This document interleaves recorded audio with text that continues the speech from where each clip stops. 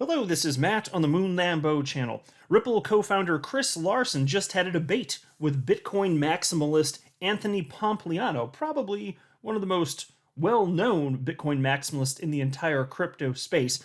And spoiler alert, they disagree. They disagree on the core issue that brought them together to have this podcast in the first place. Now, on the bright side, it was done in a very respectable and cordial manner. I like seeing adults with differing views just be able to calmly communicate their ideas. That's unfortunately rare, but I applaud that. I love diversity of thought, so that part was fantastic. There are also a lot of things that they did agree on. It's just the case that on the core issue, the most important thing that they were discussing, they very clearly disagree. And what is that issue? Well, you may recall this headline from 3 days ago. This is from Bloomberg. Greenpeace crypto billionaire lobby to change Bitcoin code. That basically set the entire crypto Twitter space on fire. And so it's Chris Larsen having donated $5 million to get awareness out there for a change in the Bitcoin code, because at the core of the issue is Bitcoin is very energy intensive, and there are a lot of negative consequences of proof of work, of course, being very slow, ultimately costly now that it's at scale, and just going to presumably continue to get further adopted. So what do you do? What are you supposed to do? So Chris Larsen's proposing that the code of Bitcoin actually be changed, and Bitcoin maximalists are absolutely against this. They don't seem to want to even entertain the idea, but even worse than that, they don't even want to understand Chris Larsen's perspective by and large. They just have a bunch of nonsense in their minds. Like, frankly, what I've seen from a lot of the Bitcoin maximalists out there is they're making assumptions about what Chris Larsen thinks and believes. Now, to Anthony Pompliano's credit, he was much more open-minded, and he wasn't trying to shoehorn Chris Larsen into some sort of perspective that he didn't hold. So that was good. Pomp did just fine on this, and it was a very entertaining podcast. So I listened to it this afternoon while I was walking my pet peeve at the park. Very interesting. So I'm going to share with you what I got back from the park after walking my pet peeve. I jotted down a few quick notes so that I wouldn't forget them before recording this, and I'm going to share with you those notes, perspective from Pomp, and as well as Mr. Larsen, as well as some of my perspective, because I think a lot of people on this topic, frankly, are missing the mark. So I'm going to throw my personal opinions up in this bitch. But before going further, I do want to be clear, I do not have a financial background of any kind. I am not offering financial advice, and you definitely should not buy or sell anything because of anything that I say or write. I'm just an enthusiast who enjoys making YouTube videos about crypto-related topics, but just as a hobby and just for fun. And so here's Anthony Pompliano's tweet from this morning announcing that the interview with Chris Larsen was live. I believe it was recorded actually last night. It's March 31st in the afternoon as I record this. It's 3:30 p.m. Central Standard Time, in case anyone cares. And here's what Anthony Pompliano wrote. My conversation with Chris Larsen is now live. We reach agreement on a decentralized digital currency being an important solution to many global problems. We also agree that the free market chooses winners. Listen to find out where we disagree. And so I have 6 bullet points here. I'm going to run through these real quick, and then I got a bunch of other stuff to talk about on this topic. So Larsen says that at the current pace, in 5 years, Bitcoin energy will roughly 10x from here, from 0.5% of the world's usable energy to 4 to 5% of the world's usable energy. Now, and he also pointed out, and this is interesting too, and I haven't verified this myself, so just take it at face value, and you can do your own research, but Anthony Pompliano disputes that 0.5% of the world's energy is used to mine Bitcoin. He says it's 0.1%. And the reason that Chris Larsen disputes this, the best I could tell anyway, if I understood him correctly, and I think I did, is that if you take a look at the world's usable energy, which is different from just oil that's sucked right out of the ground, you have to refine it. If you look at what's actually usable after that, because some is lost in the process, and you can look at other forms of energy as well, not just oil, of course. But once you take a look at the world's usable energy, he cites that, and this is the relevant number because it's what humans can actually consume, and I would agree, if assuming those numbers are correct, I would agree with that point. It's 0.5%, not 0.1%. And he says at the current pace, if we just keep seeing adoption at the pace that we've seen it, we've seen up to this point, then 5 years from now, it's going to go from 0.5% to 4 to 5% of the world's usable energy. And he anticipates that that's going to be a major problem for Bitcoin adoption in general. So he's just trying to tackle this head on. So that's largely where he's coming from. Next bullet point. Larsen says 75% of his net worth is in cryptocurrencies. And the majority of that 75% is XRP. Just an interesting tidbit I just thought I'd mention.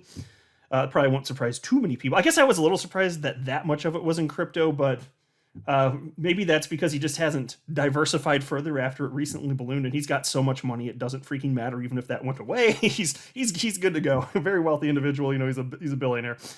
Next bullet point: Larsen donated $5 million of his own money to get this campaign going with Greenpeace.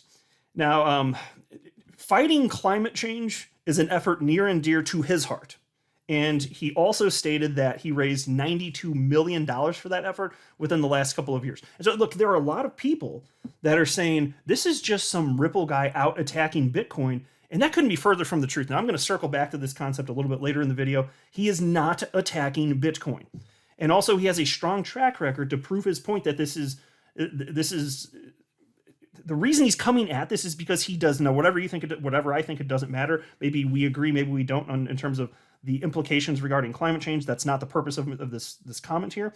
Setting that aside, he believes it. And since he believes it wholeheartedly, he's taken a drastic approach, major efforts to raise money to combat what he perceives as a very major problem. And so it's not about Bitcoin. He loves Bitcoin. He's made that very clear. He holds a ton of Bitcoin. He just wants to stop harming the environment, and that's his perspective. That's it. This is not an attack on Bitcoin. And again, I will circle back around to talk more about attacks on Bitcoin because a lot of people are missing the mark on this. Next bullet point. Larsen sees this campaign with Greenpeace that he's launched as an awareness campaign and is not currently taking action to change Bitcoin's code or fork Bitcoin. He's not seeking to do either currently. If he can get enough traction, then yeah, proceeding with that would be an obvious next step. But currently, this is an awareness campaign, so he sees this as a multi-year approach. Could be a decade-long approach. Who knows? But he's just trying to get some traction and win hearts and minds here. Now, whether or not he'll find success with this, or whether or not he should be going through this approach, those are different issues. But that's where he's at right now. He is. He's not proposing. Actually, to the next point here, my next bullet point that I wrote for myself. Chris Larsen is not proposing a change for Bitcoin from proof of work mining to proof of stake. He says it may be an option, but he's not proposing that.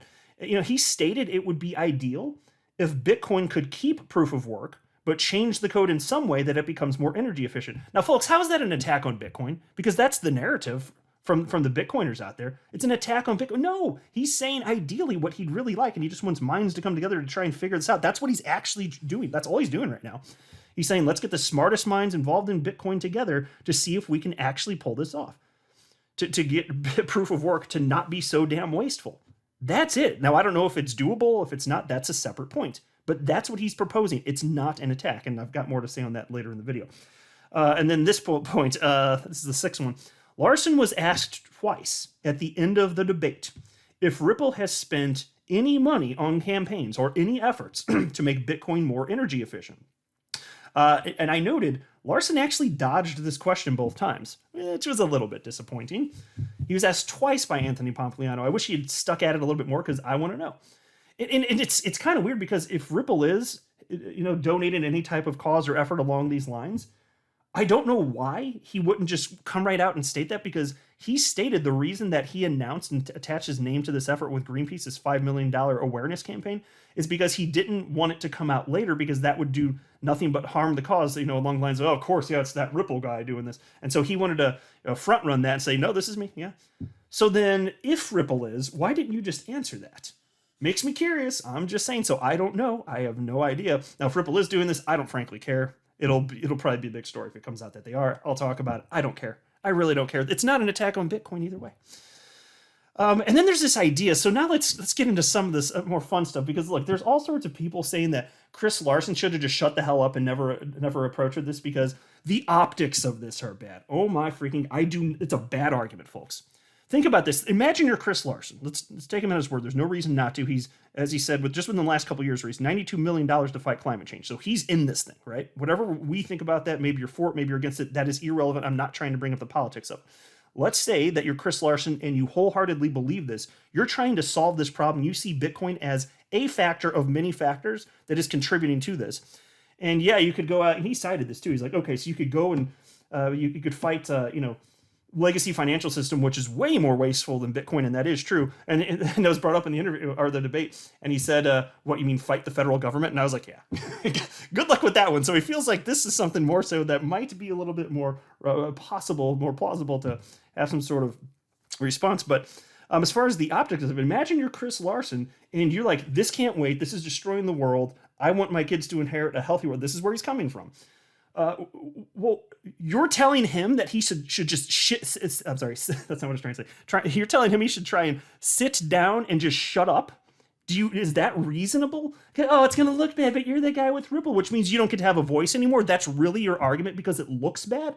Optics be damned. No. You don't get to silence people or encourage people to shut the hell up because you don't like their ideas and you say it looks bad. And the Bitcoiners who are Bitcoin maxi trolls, who are the most irrational, unreasonable batch of people I've ever met in my entire life, just about, because they're gonna get offended and Chris Larsen should shut the hell up. No, that is not a reasonable position. Don't tell people to shut up because it might look bad. No. How about is it actually bad? What is actually going on here? He should absolutely be able to argue his points. I want diversity of thought. I don't want silencing of thought because some little snowflake out there has feelings that might get hurt. No, I do not buy into that stupid ass argument. I see that argument in politics all the time too, and I'll tell you what, grinds my gears, folks. It really grinds my gears. So moving on to this, and this is fun too. I was a little surprised at this, to some degree, that this interview even happened because Anthony Pompliano, he does not like XRP. He does not like Ripple. Here's a tweet from him, December 22nd, 2020. This is the day that the SEC dropped their lawsuit against Ripple. This is when it all began, right? And here's what that morning Anthony Pompliano had to say. He did nothing along the lines of, crypto's under attack, nothing like that. No. He was pleased with this, and here's what he wrote on December 22nd, 2020. Good morning to everyone except the people who thought they could sell unregistered securities and get away with it. Which is a bad take on this. And I'll tell you what's rich about this too, and I mentioned this before. He ended up after this becoming a member of the board of directors for BlockFi, which is a firm that offers interest-bearing accounts on cryptocurrencies.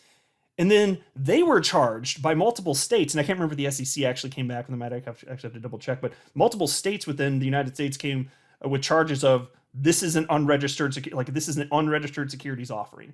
And so I was like, well, this is rich. Good morning to everyone except yourself, Anthony Pompliano, because apparently you're selling unregistered securities. Not that I buy into it, but he shouldn't have bought into that bogus narrative either, that Ripple's selling unregistered securities. What a bunch of nonsense. And so it's funny he said that. And then Anthony Pompliano actually did end up interviewing Chris Larsen. And then Pompus Maxi, a member of the XRP community here, tweeted in response to this notification from Pomp that the interview was live. He wrote, "Haven't heard it yet. Does he say good morning?" Now that's a funny comment. Well played, Pompus Maxi. Did Anthony Pompliano say good morning to Chris Larsen? Because again, selling unregistered securities, saying good morning to everybody but you. He did not say good morning, unfortunately. He did not say good morning. But they did have a civil conversation here.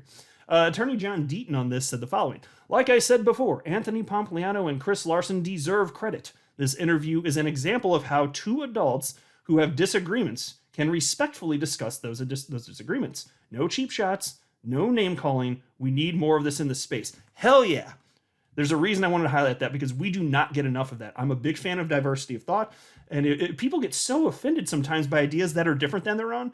Like, if you start to feel like that, don't you recognize that you're basically behaving like a Neanderthal? Because so many people, even as adults, don't seem to understand it's not cool. It's not okay. And then there was this. Take a look at this. There's a tweet that John Deaton shared here from Hal Finney. You know who Hal Finney is? Well, take a look at this article first. This is from January of this year. This is from Cointelegraph. Today in Bitcoin history, 13-year anniversary of transaction between Satoshi and Hal Finney. It's been exactly 13 years to the day since computer scientist Hal Finney became the recipient of the first transaction on the Bitcoin blockchain from creator Satoshi Nakamoto. On January 12, 2009, with the Bitcoin white paper a mere 3 months old, Satoshi sent Finney 10 Bitcoin, worth next to nothing at the time, but now roughly $440,000. The move, likely a test to determine the viability of the blockchain, was the first in a series of hundreds of millions of transactions in Bitcoin between millions of people across the world. And here you can see his tweet, January 10th, 2009. He wrote, "Running Bitcoin." Pretty freaking cool. This is historically significant. I just think it's cool as hell. So here's a separate tweet from Hal Finney. This is January 27th, 2009. "Thinking about how to reduce CO2 emissions from a widespread Bitcoin implementation." Now, folks, this was recognized as a problem over a decade ago, back in 2009, in the earliest days of Bitcoin. But somehow, it's a problem when Chris Larsen talks about it, and we should worry about the optics because of it. No. Complete garbage. This is real. And so John Deaton retweeted that and wrote the following. And he tagged Anthony Pompliano and Chris Larsen on this. He wrote, "Assuming this is authentic," I'm going to pause. It's authentic. This is a real account. "Assuming this is authentic, for your discussion today, I think raising a potential bias of Chris Larsen is fair game, but I'm pretty sure no one will question or challenge Hal Finney's motives related to Bitcoin." Yeah, and that's a fair enough point. I don't mind people bringing up critiques. That's fine. I just don't want people saying he shouldn't be talking because it looks bad. No. Bring up the critiques. Perfectly fine. But even Hal Finney said this. Like, you don't get more pro-Bitcoin than that. He received the first Bitcoin transaction in history. That's amazing and very cool. Now there was this, and this is where we're going to get into some of the really fun stuff, a little bit more controversial here, and I'm going to share some of my deeper thoughts on this topic. I'm not going to read all of this, but there is this initial tweet from 3 days ago. There was that thread, which I've already covered on the channel, where Chris Larsen was sharing his perspective and why he was starting this awareness campaign with Greenpeace. Sitting Congressman Warren Davidson retweeted that thread and wrote, "In other words, please ban Bitcoin." And then two spaces later, he wrote, "No." And I've already hacked this thing to death, so I don't really want to get into this either further, other than to say Warren Davidson was wrong. He was assuming things about Chris Larsen's position. He wasn't proposing a ban on Bitcoin. He wasn't proposing a specific change to proof of stake. In fact, it's very clear that his position is actually more like, keep proof of work. That would be ideal. Just find a way, get the smartest minds together to make it more energy efficient. That's basically his message. And so Warren Davidson, way off base. He jumped the gun. Don't know why he was so eager to jump the gun on that. Very curious. Not a fan of that. He should have been more measured in his approach. He should have been more curious. He should have said, well, this is interesting. What else might Chris Larsen think? What do I not know? Because that's extreme for somebody from a company like Ripple, no less, saying ban Bitcoin, which is not what he said. Why not be a little bit more curious? And so Chris Larsen responded, and I shared this tweet to you. It's on your screen, so I'm not going to read it. But he said, no, that's the opposite of what I'm advocating for. And then a community member named Not Your Average Joe jumped in and wrote to Chris Larsen and said, "I really can't believe how much backlash and disrespect you've received from this.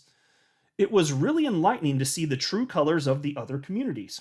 It seems the Bitcoin community has sunk to a level of supporting totalitarianism and condemning free speech and ideas." That's right. Sit down and shut up. That's what I've been seeing. I've been seeing a ton of that. Even from the XRP community, I'm seeing people say, "This looks bad, don't do it." I'm just like, guys, that's cringy. Don't, no. Because something looks bad, you shouldn't fight for what is right when you believe it in your heart, because it might hurt somebody's opinions. Oh my gosh.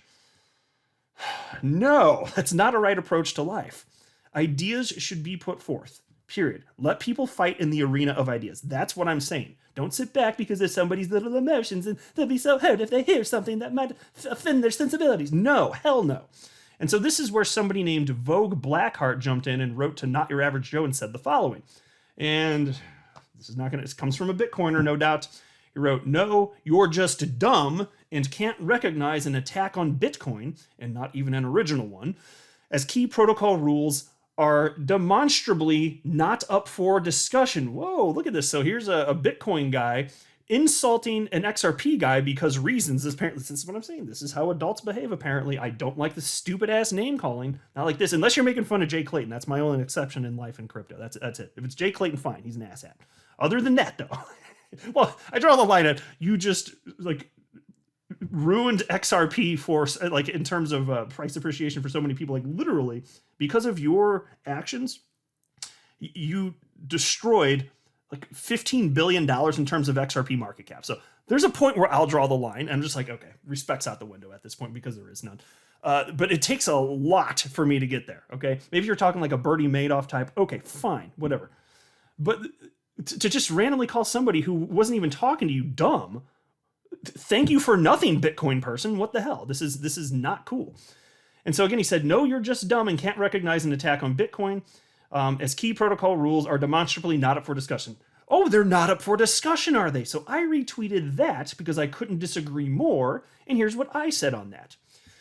Key protocol rules are not up for discussion?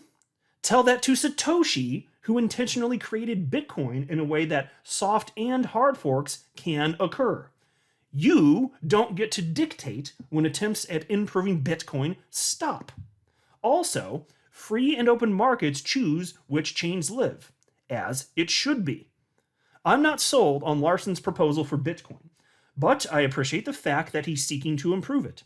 The real attack on Bitcoin comes when people try their best to shut down discussion and new ideas surrounding Bitcoin development.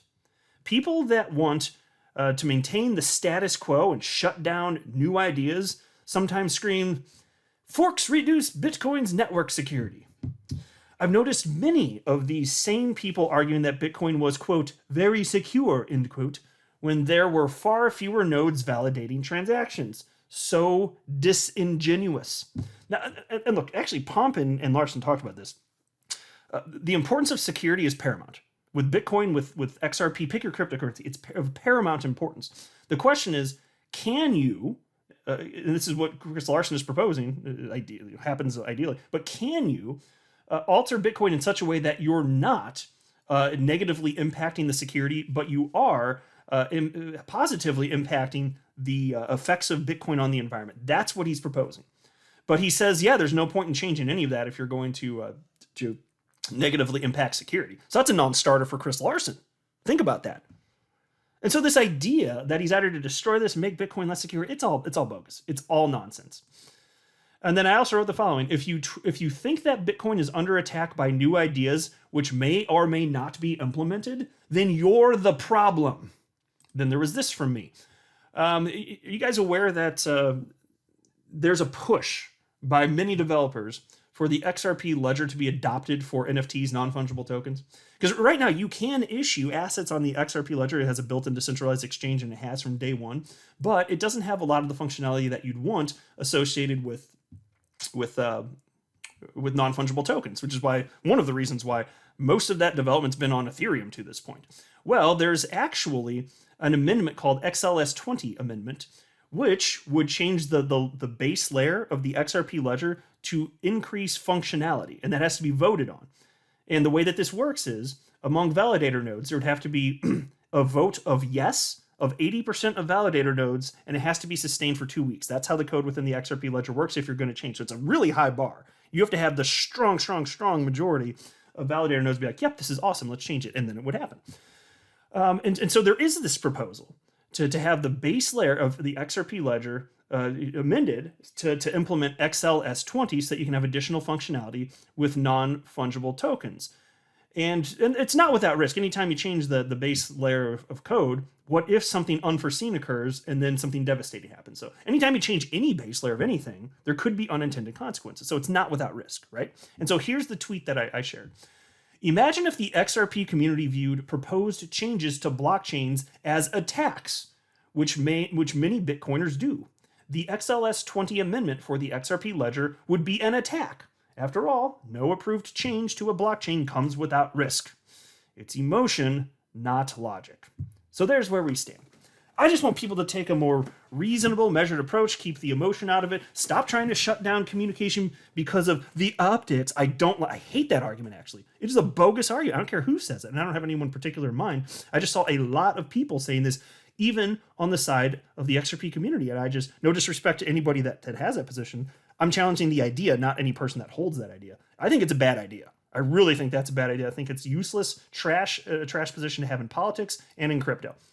To just shut down communication, say, oh, but you shouldn't. It might look bad. Or it doesn't matter who says it because it still looks bad. You're going to hurt these. I don't care who the messenger is. If it's Chris Larsen, if it's me, or pick anybody.